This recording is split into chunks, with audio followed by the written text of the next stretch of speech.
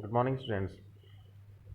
In previous class, we have studied about the cyclotron. Cyclotron, as I have told you about the what is cyclotron.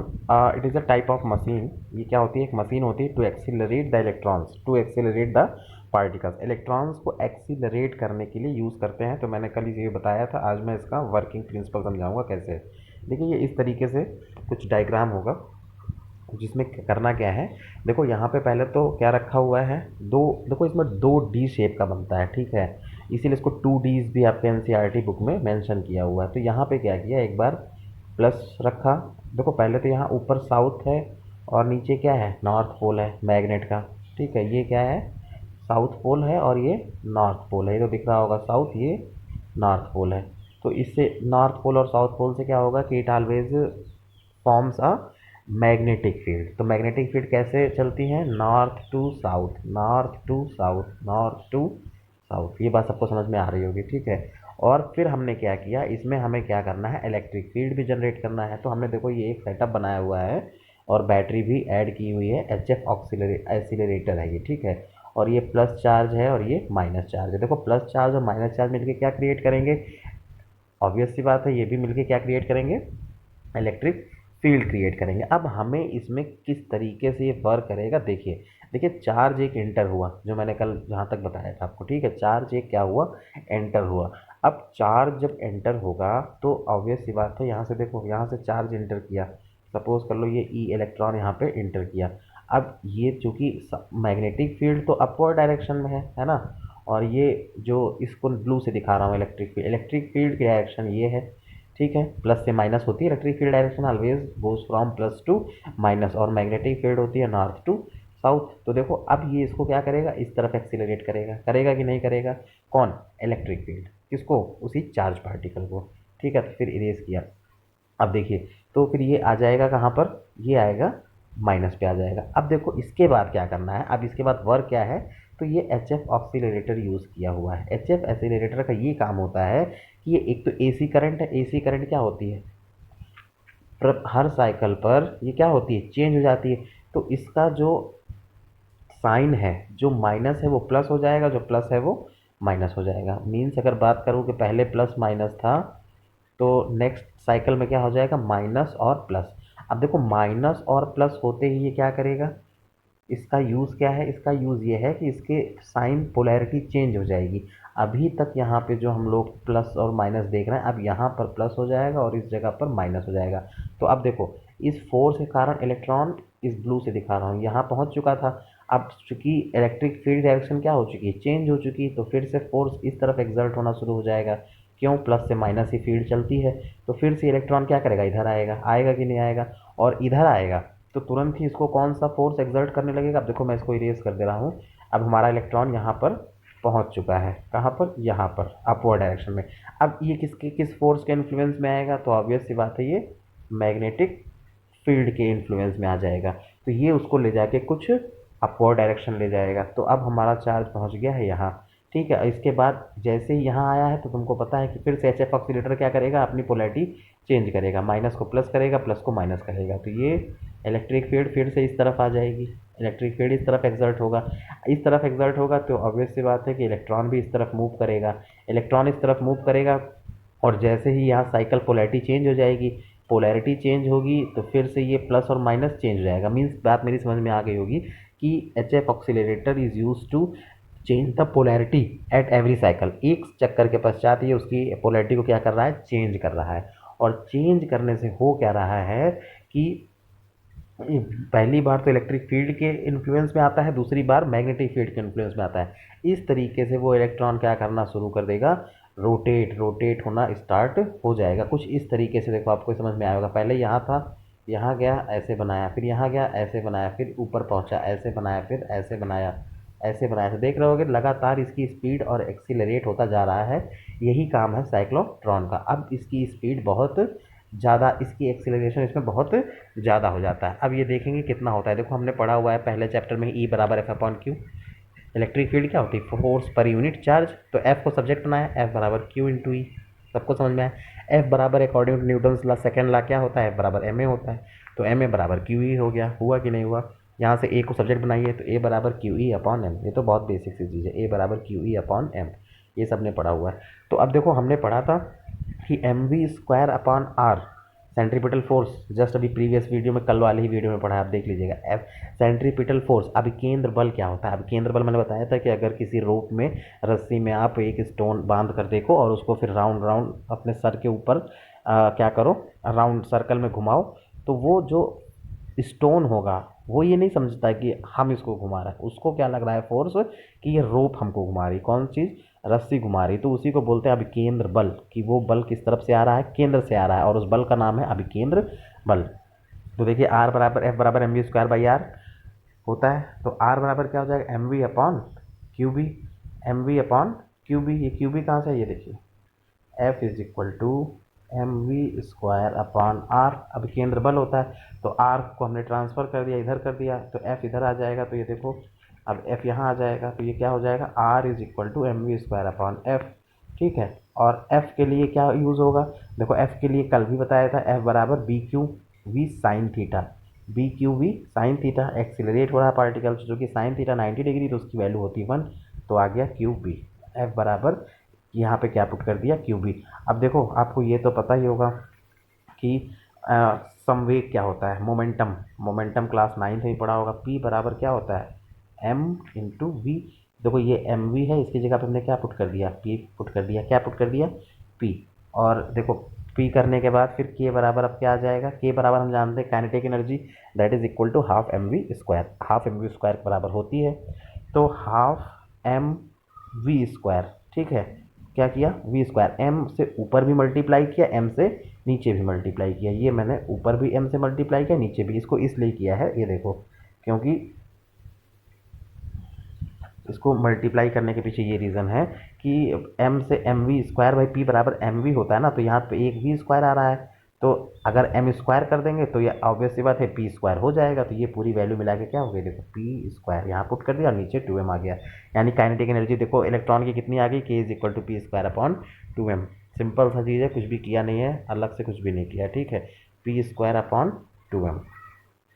Okay, next topic है torque, very important topic, बहुत आसान सा समझ जाओगे। Torque देखो क्या होता है, बलाघूर्ण, और बलाघूर्ण क्या होता है कि अपोजिट डायरेक्शन में, ऐसे समझो इस तरीके से होता है, अगर मैं टॉर्क कहूँ तो ऐसे, एक फोर्स F1 नीचे F2 ऊपर, चेंज भी कर सकते हो, F1 ऊपर या F2 नीचे, और ये होती है एक एक्सेस, और टॉर्क की फार्मूला होता है फोर्स इंटू परपेंडिकुलर डिस्टेंस, क्या होता है, force into perpendicular distance is called torque, क्या होता है, is called torque, force into perpendicular distance क्या होती है, टॉर्क होती है, ठीक है, यानी कि बल उससे लंबवत दूरी, बल और उसके बीच की लंबवत दूरी, यानी समझ रहे हो ना, बल तो F2 हो गया, हम इसकी बात करें, और लंबवत दूरी क्या हो गया, अगर ये पूरी R है तो ये क्या हो जाएगी, R बाई, क्या हो जाएगी, R/2, ठीक, तो इसी को बोलते हैं टॉर्क, बल आघूर्ण, ये आपने क्लास 10th में पढ़ा होगा, और नहीं भी पढ़ा है तब भी मैं बता दे रहा हूँ, torque is equal to F into displacement.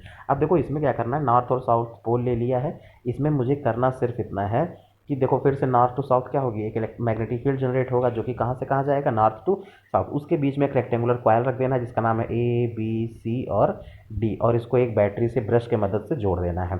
तो देखो लिखा है ए डी बराबर बी सी बराबर ए है, ए डी, ये देखिए ए, ये है ए बी, ये है बी, ये है सी, ये है डी, तो ए बी बराबर बी, ए डी बराबर बी सी बराबर है, ए डी और बी सी किसके बराबर है, ए के बराबर है, समझ लेना इसको, ए बी बराबर सी डी बराबर ए के बराबर है, ठीक है, ये वाली जो लाइन है ये ए के बराबर है, और सॉरी ये वाली ए के है, और ये जो ए बी और सी डी है ये वर्टिकल वाली, ये बी के बराबर है, और जो हॉरिजॉन्टल है जिनको ब्लू से दिखा रहा हूँ ये किसके बराबर है, ए के बराबर है, ठीक है। तो सपोज किया है, मान लिया है, क्योंकि इसका यूज़ आएगा हर जगह, ए डी ए बी लिखना ठीक नहीं है। अब देखो arms A D and A B has no force of magnetic field, ये समझ जाओ बहुत easy, A D and B C, यानी कि ये जो वर्टिकल लाइंस हॉरिजॉन्टल लाइंस हैं ए डी और बी सी में कोई भी मैग्नेटिक फील्ड नहीं होगा, क्यों नहीं होगा, क्योंकि देखो मैग्नेटिक फील्ड लाइंस कैसे चल रही हैं, इस डायरेक्शन में चल रही हैं कि नहीं चल रही हैं, अब इसी डायरेक्शन में क्या है, ये भी तो है जिसमें करंट जा रही है, अब देखो दोनों की डायरेक्शन क्या हो गई, सेम हो गई, सेम हो गई, तो एंगल मतलब क्या आ गया, 0 degree, theta is equal to 0 degree. अब थीटा अगर 0 हो गया तो साइन 0 की वैल्यू क्या होती है, 0 होती है, इसलिए इसमें कोई भी मैग्नेटिक फील्ड एक्सर्ट नहीं होगा। ठीक, फिर है F इज इक्वल टू, हमने कल ही पढ़ा लॉरेंस फोर्स है, F बराबर B I L sine theta. ठीक है, तो देखो साइन थीटा चाहे 100, देखो यहाँ पर तो साइन की थीटा की वैल्यू क्या हो जाएगी, 0 डिग्री, लेकिन आप कहोगे कि सर इसमें तो माइनस होना चाहिए था, क्योंकि डी से ऐसे जाएगी करंट ना, ऐसे ऐसे ऐसे इस डायरेक्शन में, तो यहाँ पे तो क्या होना चाहिए था, माइनस होना चाहिए। तो बेटा माइनस होगा तो साइन 180 की वैल्यू भी क्या होती है, 0 ही होती है। ये मैंने यहाँ पे शो कर दिया, तो इसलिए दोनों आर्म्स में मैग्नेटिक फील्ड विल बी 0। तो F बराबर तो आ गया यहाँ पर 0। ठीक है, फिर है फोर्स ऑन ए बी। अब हम लोग निकालेंगे ए बी पर, जो सबसे हमारा टास्क है कि हमें यही फाइंड आउट करना है ए बी में और सी डी में। ठीक है, क्योंकि ये तो परपेंडिकुलर है नहीं, मतलब सेम डायरेक्शन में पैरेलल में नहीं है, इसलिए ये कुछ ना कुछ एंगल बनाएंगी। तो देखो हमने इसको छोड़ दिया, इसलिए A B C D, A B भी दिखा देता हूँ, ये ए है, ये बी है, ये सी डी। हमें इसमें फोर्स जनरेट करना है, देखना है कितना लगता है। तो क्या हो जाएगा, फोर्स बराबर आई बी इंटू साइन थीटा। होता क्या है, एफ इंटू बी आई, तो इसकी डायरेक्शन इसकी मैंने बता ही दिया, ये बी के बराबर है, तो बी इंटू आई बी, यानी कितनी करंट जा रही है, आई, और किस में जा रही है, बी में, तो आई बी, और मैग्नेटिक फील्ड भी तो लग रहा है, तो आई बी इंटू बी हो जाएगा। तो आई बी बी साइन 90। अब ये देखो साइन 90 कैसे हो गया, देखो मैं बता रहा हूँ इसको, साइन 90 किस तरीके से हो गया, ये देखिए।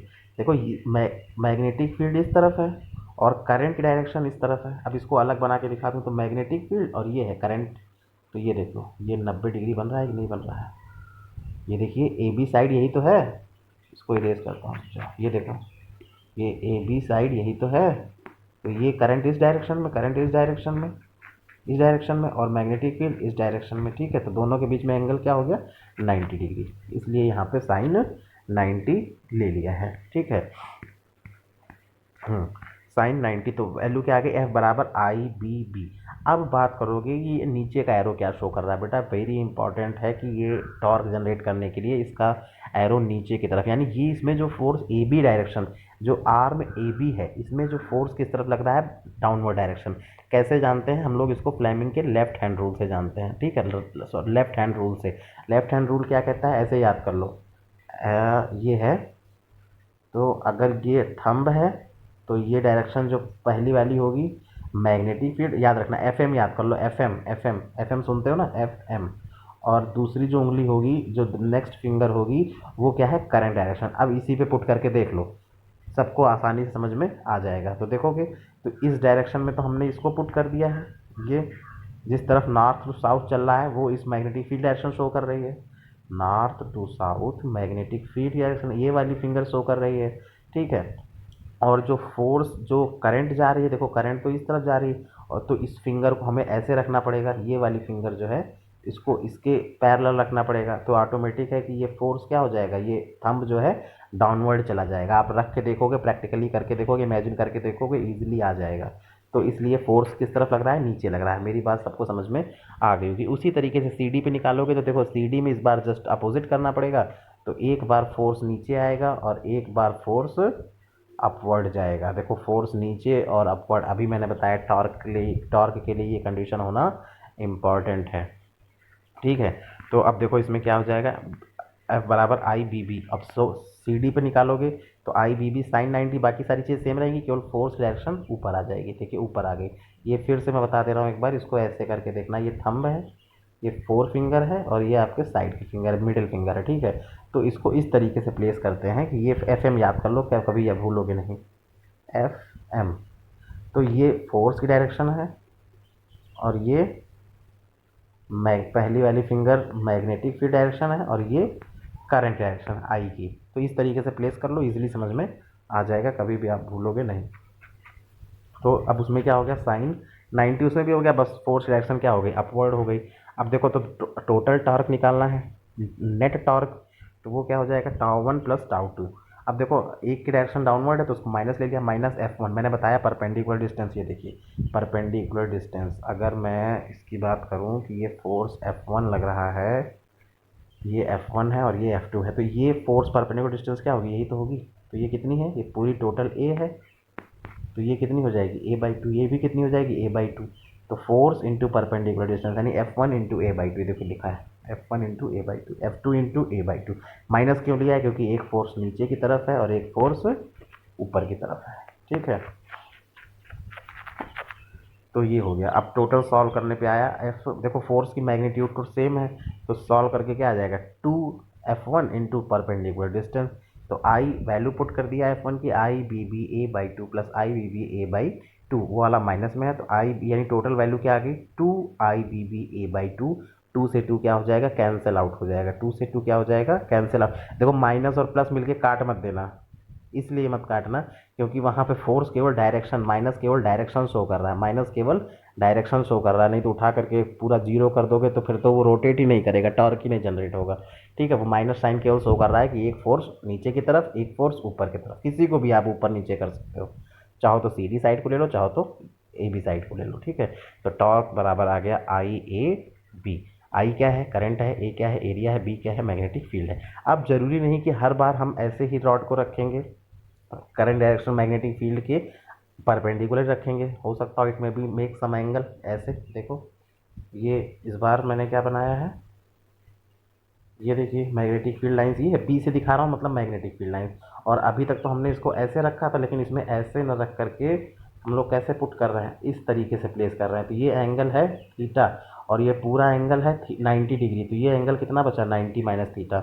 ये अगर 90 माइनस थीटा है तो वर्टिकली अपोजिट एंगल से ये भी 90 माइनस थीटा हो जाएगा, मैंने लिख दिया है, ठीक है। तो ये एंगल समझाने का था, सिर्फ समझ लो, अब समझ में आ गया होगा। फिर से देख लो एक बार, ये थीटा, ये 90, तो ये कितना बचा 90 माइनस थीटा। उसी तरीके से वर्टिकली अपोजिट एंगल क्या होता है 90 माइनस थीटा, तो ये भी क्या हो जाएगा 90 माइनस थीटा हो जाएगा, ओके। कुछ नहीं बचा, अब सारी चीज़ सॉल्व हो गई। Perpendicular distance, we have to find out the perpendicular distance. देखिए परपेंडिकुलर डिस्टेंस निकालना है F1 के लिए। देखो F1 फोर्स ये है, तो परपेंडिकुलर डिस्टेंस क्या होगी, यही तो है, यहाँ से यहाँ तक का चाहिए। चाहिए कहाँ से, कि Q पॉइंट से चाहिए ना, जहाँ से फोर्स एक्सर्ट हो रहा है उसके सेंटर से, तो ये बची। तो PQ ही क्या है, उसकी परपेंडिकुलर डिस्टेंस है। उसी तरीके जिसमें क्या है, ये वाली परपेंडिकुलर डिस्टेंस होगी, ठीक है। तो PRQ बराबर थीटा, मैंने बता दिया थीटा क्या होता है PQ। अब देखो पहले की F1 into PD, F1 into perpendicular, F1 into ये परपेंडिकुलर डिस्टेंस, फिर F2 इंटू परपेंडिकुलर डिस्टेंस, ठीक है। तो F1 इंटू PD, देखो 2F1 फोर्स, फोर्स तो सेम है, और प्रपार वो फिर आ जाएगी परपेंडिकुलर डिस्टेंस, तो आ जाएगी वैल्यू क्या 2IBB, और परपेंडिकुलर डिस्टेंस कितनी है a/2 साइन थीटा। कैसे आया बेटा, साइन थीटा जब यहाँ पे पुट करोगे तो हाइपोटेन्यूज निकल के आएगा। साइन थीटा बराबर होता है perpendicular upon hypotenuse, perpendicular upon hypotenuse. Value put कर दोगे तो IBB a sine theta upon MB। अब देखो यहाँ पे सिर्फ एक चीज़ लॉजिक समझने वाली है कि यहाँ पे किस तरीके से ये m कैसे हो गया, एक नया फार्मूला हमारे पास आ गया है। वो ये है कि जो होता है मैग्नेटिक डाइपोल, हमने पहले चैप्टर में पढ़ा है, वो किसके बराबर है, देखो I इंटू ए के बराबर है, I इंटू ए। एम बराबर आपने पढ़ा होगा फर्स्ट चैप्टर में, m बराबर I into a, I into a, ये क्या होता है मैग्नेटिक डाइपोल मोमेंट। तो इसलिए इसकी जगह पर I इंटू ए की जगह पे क्या पुट कर दिया है, m पुट कर दिया है, और साइन थीटा आ गया है, ठीक है। IMB साइन थीटा, ये हमारा नया फार्मूला आ गया, और इस पर एक दो न्यूमेरिकल आपको ज़रूर मिलेंगे।